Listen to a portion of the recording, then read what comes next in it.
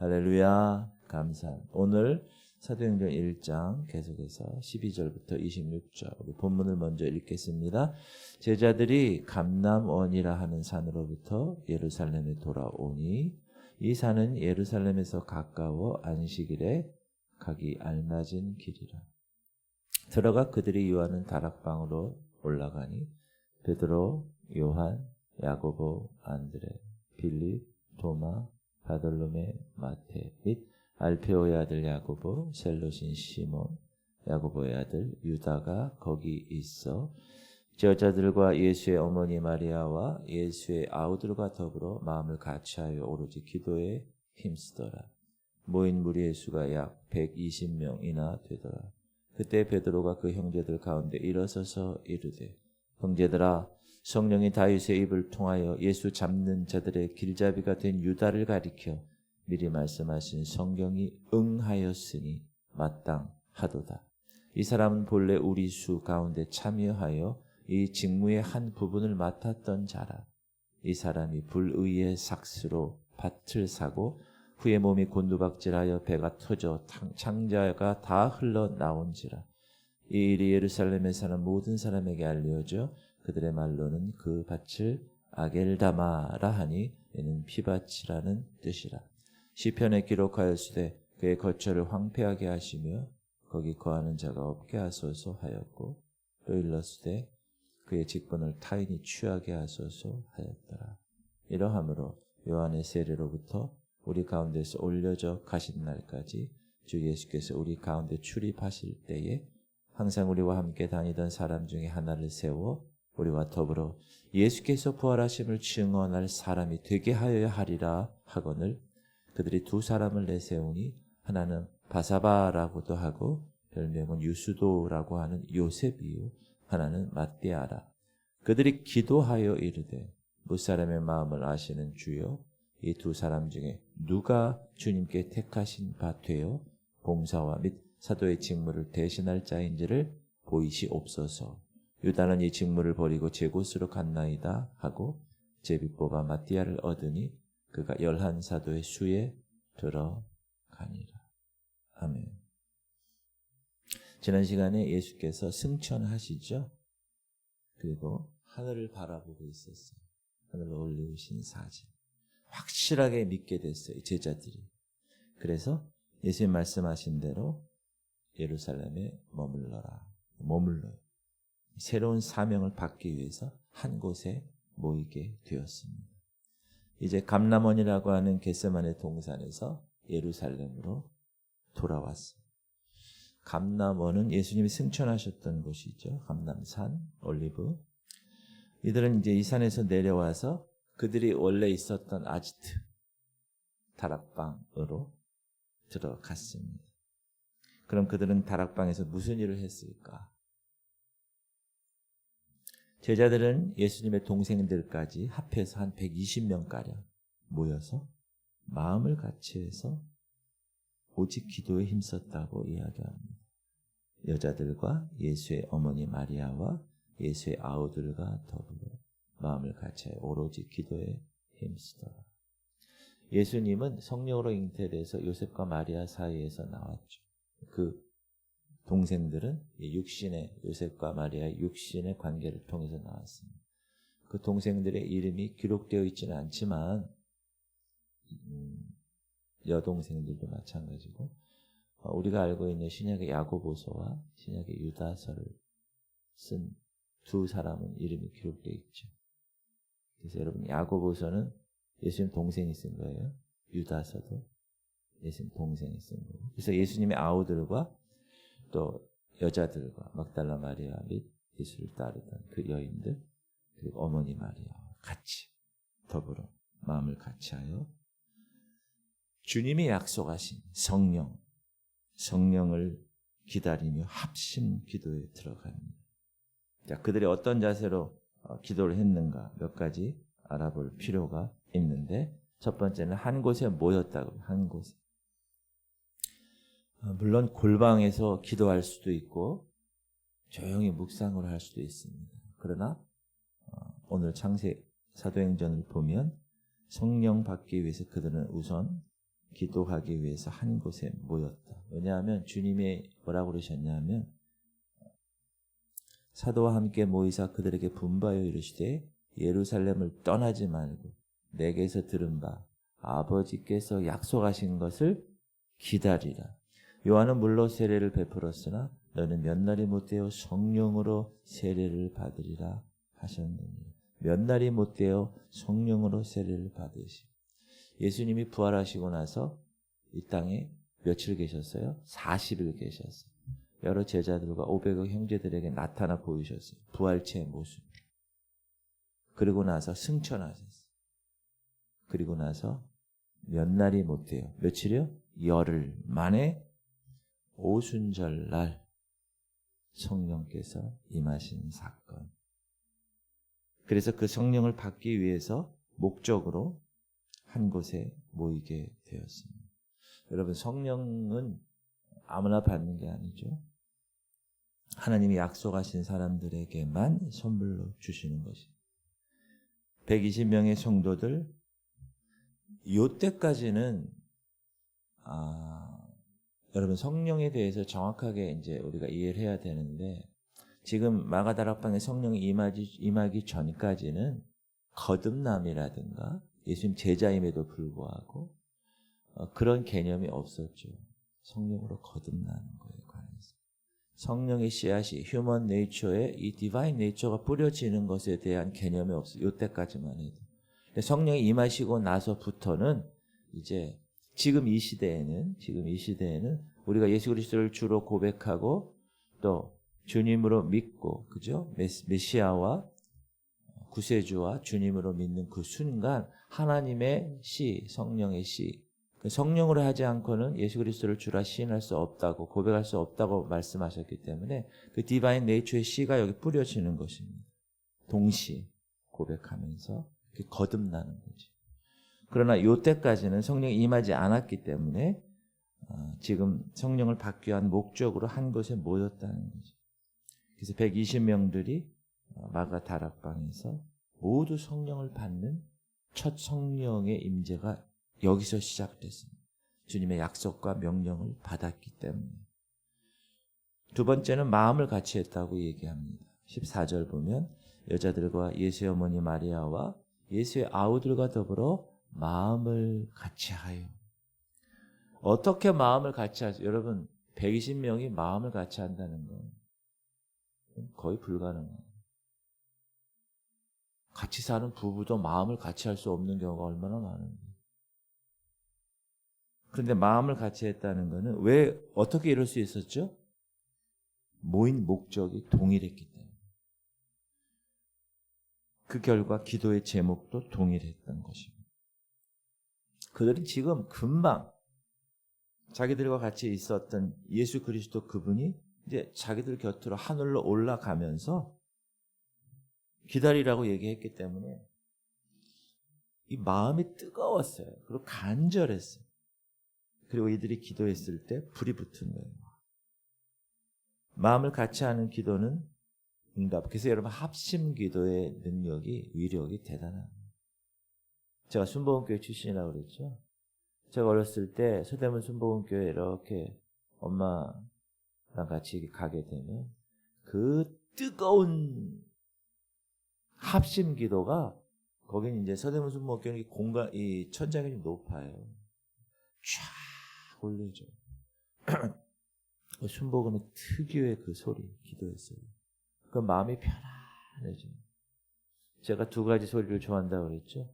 하나는 빗소리, 하나는 통성기도 소리. 이 합심으로, 통성으로 기도하는 그 기도가 엄청난 능력을 발휘하기 때문에 그렇습니다. 그리고 그때는 부르짖어 기도하는, 골방에서 기도할 때는 조용히 묵상으로 기도할 수 있어요. 그러나 합심으로 기도할 때는 부르짖는, 너희는 내게 부르짖으라, 내가 내게 응답하게. 그리고 약속에 매달리는 기도를 한 거죠, 이들은. 그래서 마음을 같이 할 수 있었습니다. 어떤 약속? 성령이 다른 보혜사로 임할 것이라는 예수 그리스도에 대한 그 약속, 그 능력이 나오는. 또 기도하라는 명령을 친히 예수님으로부터 받았기 때문에 그래서 약속 믿고 기도할 수 있는 충분한 보장이 있었기 때문에 그들은 마음을 같이해서 담대히 기도할 수가 있었다. 그리고 그들은 다른 거 하지 않고 오직 기도에 힘썼다. 모든 일을 잊어버리고 오직 기도에만 힘썼다. 여러분 이렇게 올인 기도를 한번 경험해 보는 것도 좋을 것 같아요. 답답하시면 보살르 기도원을 한번 올라갔다 오시고 거기서 열심히 기도하시고. 제가 개척 9년 하고 우리 교회 3년 전에 왔는데 우리 교회 3년 전 오기 전에 제 아내와 정말 올인 기도를 했어요. 계속 하루 종일. 뭐 금식 기도도 물론 하고 여러 가지 많이 했지만 올인 기도를 한번 여러분 경험해 보세요. 아침 먹고 기도하고 점심 먹고 기도하고 저녁 먹고 기도하고 하루 종일 기도하고 그렇게 몇 개월을 했는데 그때 하나님께서 저에게 우리 이 지구촌 교회 비전을 허락하시고 그것을 선포하게 하시고 그 선포한 대로 이루셨다는 걸 저는 경험했습니다. 그래서 여러분 하나님 주신 비전을 자꾸 입으로 선포하시는 선포. 영적 전쟁을 너무 예의 바르게 하지 마세요, 여러분. 집에 도둑놈이 오면 어떻게 한다고요? 도둑놈이 왜 집에 오셨어요? 나가주세요. 절대 그러면 안 돼요. 선포하면 예수 이름 명한다 떠나갈지어다. 그럴 때 선포할 그 기도의 능력이 있는 것처럼 오로지 기도에 힘썼다. 흐트럼 없이 전념할 수 있었다. 왜? 약속하신 성령을 분명히 하나님이 허락하신다고 예수님이 그러고 올라가셨으니까. 그리고 이런 기도는 한 곳에 모였고 마음을 같이 했고 오로지 기도에 힘썼던 이 기도는 사도행전 2장에 가서 드디어 약속된 성령을 받게 된 것입니다. 우리 기도는 제가 3년 전에 와서 계속 기도의 불을 떼고 있는데 이게 쉬운 게 아니에요. 하나님께서 우리 교회를 통하여 이루실 놀라운 그 비전을 이루기 위해서 여러분 불을 떼야 됩니다. 제가 그랬죠. 99도까지는 물이 끓지 않습니다. 불 떼워도 99도까지는 절대 물이 끓지 않습니다. 근데 대부분 99도까지 기도하다가 그냥 집에 갑니다.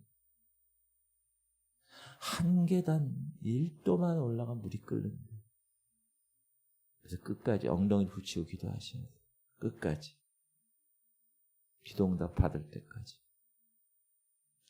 그런데 기도의 도중에 이 베드로 사도가 자리에서 일어나서 한 가지 제안을 하죠. 12명 제자 숫자를 채우자는 거예요. 항상 우리와 함께 다니던 사람 중에 하나를 세워 우리와 더불어 예수께서 부활하심을 증언할 사람이 되게 하여야 하리라 하거늘. 예수님의 제자가 12명이었죠. 이 12라는 숫자 12 하나님의 숫자고 완전 숫자고 이스라엘 지파도 12지파 그렇죠? 가룟 유다가 원래 12명 제자 중에 한 사람이었는데 예수님 스승을 배반하고 은 30에 스승을 팔고 나중에 목을 메어 죽죠. 그래서 그렇지 한 명의 제자의 숫자를 채워야 되는. 원래 제자는 사도는 예수님으로부터 부르심을 받은 사람. 나를 따라와라. 내가 너 지금 고기 잡지? 사람 낚는 어부가 되게. 그래서 부르셔서 응답한 사람들이 사도들입니다. 제자들입니다. 예수님이 이제 지명받은 자. 근데 지금은 예수님이 계시지 않기 때문에 성경적으로 제비를 뽑아서 선출하고자 하고 이렇게 베드로가 안건을 낸 거죠. 그래서 요셉과 마띠아 중에 하나를 선출한 것을 제안합니다. 그들이 두 사람을 내세우니 하나는 바사바라고도 하고 별명은 유수도라고 하는 요셉이요. 하나는 마띠아라. 그리고 그들이 두 사람을 놓고 선출하기 전에 이렇게 기도합니다. 그들이 기도하여 이르되 무사람의 마음을 아시는 주여 이 두 사람 중에 누가 주님께 택하신 바 되어 봉사와 및 사도의 직무를 대신할 자인지 보이시옵소서. 유다는 이 직무를 버리고 제 곳으로 갔나이다. 그래서 제비를 뽑아서 마띠아가 제자가 돼서 12 숫자에 맞추게 됩니다. 베드로는 16절 이하에서 가룟 유다, 같이 제자로 있었던 유다에 대해서 언급하고 있는데 불의의 삭슬 받고 그 돈으로 밭을 사고 후에 곤두박질해서 배가 터져 창자가 다 흘러나왔다. 17절 이 사람은 본래 우리 수 가운데 참여하여 이 직무의 한 부분을 맡았던 자라. 과로 이 사람이 불의의 삭스로 밭을 사고 후에 몸이 곤두박질하여 배가 터져 창자가 다 흘러나온지라. 성경에 여러분 읽다 보면 괄호가 있어요. 괄호. 어떤 때는 없음이 있어요. 제가 말씀드렸죠. 그냥 없는데 왜 거기다가 몇 절 이렇게 썼을까? 성경은 원본이 있겠죠. 처음에 쓴 원본. 근데 옛날엔 지금처럼 복사기가 없으니까 파일로 되어 있지 않으니까 그거를 하나 더 하려면 사본이 필요해요. 쓰는 거. 그 한 번 썼어. 그게 사본. 그런 사본들이 여러 개가 있죠. 예를 들면 100개의 사본이 있다고요. 지금까지 발견된 100개의 사본 중에서 98개 정도는 거의 내용이 같아요. 그거를 이런 보통 다수 사본이라고. 내용이 거의 같아요. 근데 한두 개 정도 사본이 100개라고 그러면 물론 지금 몇천 개가 되지만 달라. 내용이 빠져 있거나 좀 달라요. 그거를 소수 사본이라고. 그럼 여러분 100개 중에서 98개가 있고 2개가 있으면 어떤 거를 신뢰하겠어요? 당연히 98개를 신뢰하죠. 왜? 여러 사람이 아주 각계 전투로 다 성경을 사본했는데 같은 내용이 98개 있으면 그걸 신뢰해야 되죠. 그런데 말입니다. 우리가 쓰고 있는 지금 이 성경, 개역 성경과 개역 개정 성경은 안타깝게도 소수 사본을 번역해서 쓰게 됩니다. 이 소수 사본은 뭐냐? 캐토릭 사본, 바티칸 사본. 그래서 캐토릭의 그 교리를 자기 나름대로 이렇게 지지하기 위한 그런 성경으로 이렇게 만든 거예요. 근데 안타깝게도 우리나라가 소수 사본에 의해서 번역이 됐어요. 그러니까 가로 이건 어느 사본에는 없다는 거. 그러나 소수 사본은 이거 없애면 좀 문제가 생기니까 가로를 친 거예요. 내용이 완전히 없어버리면 안 되니까. 그리고 중간중간에 없음, 42절 없음 이거는 여러 이 사본들 중에서 고사본이 빠졌다. 그거를 아예 쓴 거예요. 소수 사본. 다수 사본에는 있는데 소수 사본에는 빠뜨려가지고 그렇게 안 쓴 거예요. 그래서 좀 안타깝습니다. 사실. 번역 문제도 마찬가지. 그래서 여러 뜻이 있는 분들이 이제 다시 이렇게 하는 그런 경우도 있는데 참 그런 면에서 여러분 괄호를 성경 읽을 때 꼭 생각하고 보시기 바랍니다. 그런데 이 가룟 유다에 대해서 성경의 구약의 예언이 기록되어 있어요. 시편에 기록하였을 때 그의 거처를 황폐하게 하시며 거기 거하는 자가 없게 하소서 하였고 또 일렀을 때 그의 직분을 타인이 취하게 하소서. 그래서 마띠아가 취하게 됩니다. 여러분 이집트 애굽의 바로 왕도 그렇고 지금 이 예수님의 제자였지만 스승을 배신한 가룟 유다도 그렇고 쓰임 받았어요. 하나님께. 그러나 악한 일에 쓰임 받았죠. 바라기는 여러분 하나님의 선한 일에 쓰임 받기를 바랍니다. 우리가 목사, 선교사, 성도 이런 일들을 할 때 하나님께 쓰임 받았던 멋지게 쓰임 받아야지. 사랑하는 성도님들, 이렇게 성령을 받기 위해서 지금 120명의 성도가 한 뜻을 가지고 한 마음으로 한 곳에 모여 기도했습니다. 이 일은 너무나 귀한 교회의 부흥을 위해서 우리들이 주의 사역을 하는 일에 있어서 반드시 필요한 일입니다. 왜 그렇죠? 성령이 너에게 임해야 권능을 받게 됩니다. 그래야 you will be my witnesses. 그래야 증인이 될 수 있기 때문에. 그래서 성령의 능력을 취하고 싶으시면 성령을 받아야 됩니다. 제가 성령 세례와 성령 충만에 대해서 간단하게 말씀을 드렸었지만 성령 세례는 우리가 예수 그리스도를 메시아로 구주로 그 다음에 주님으로 모실 고백할 때 confess 시인할 때 믿을 때 주어지는 것. 성령 씨앗이 디바인 네이처. 그러니까 지금 시대는 예수 그리스도를 내가 고백하고 믿으면 구원을 받고 성령이 임하는 거예요. 성령 세례예요. 그런데 성령 충만은 내 삶의 전 인격적인 삶에 성령께 모든 걸 다 이양하는 주도권. 내가 그걸 예를 들었죠. 여러분이 성령님을 집에 모셔요. 근데 집에 분명히 계셔요.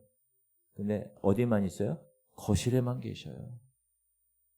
성령 세례 받은 사람은 그런 거예요. 거실에만 있는 거예요. 성령이 없는 게 아닙니다. 여러분 안에 성령이 계셔요. 디바인 네이처가 여기 씨를 뿌려줬어요. 근데 이 휴먼 네이처가 너무나 커. 습관 그런 것들이. 그래서 이분이 힘을 못 쓰는 거예요. 그리고 여러분이 성령님을 거실에만 두고 살아. 그리고 여러분의 결정의 모든 주도권은 다 여러분 안방 가서 혼자 해. 건너만 가서 혼자 해. 성령님하고 전혀 별개의 생활을 해. 그 성령 충만이 아니에요. 성령 충만의 능력이 나타날 수가 없어요. 주도권은 아직도 잘 갖고 있으니까. 그래서 여러분 성령 충만, 만땅을 하려면 여러분 주유소 가서 만땅이요. 성령 충만 땅을 하려면 여러분의 모든 삶 전 영역에 홀리스틱, 전 영역에 여러분이 주도권을 그분께 내어놓는 안방에 갈 때도 내가 계획 세울 때도 교회 계획이나 여러분 삶의 계획 세울 때도 하나님 성령께 모든 걸 맡기는 삶. 그게 성령 충만함.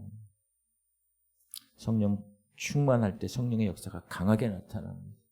그런 성령 충만한 주인공들 되기를 주님의 이름으로 축복합니다. 기도합시다. 주님, 우리 성도들 한 마음 한 뜻 한 곳에 모여 기도한 초대교회 120명 성도들처럼 기도하게 하시옵소서. 성령 충만을 사모하게 하시옵소서. 성령의 역사를 매일 경험하게 하시옵소서. 오직 성령이 너에게 임하셔야 너희가 권능을 받고 이 연수동과 동출동과 송도동과 이 선악동에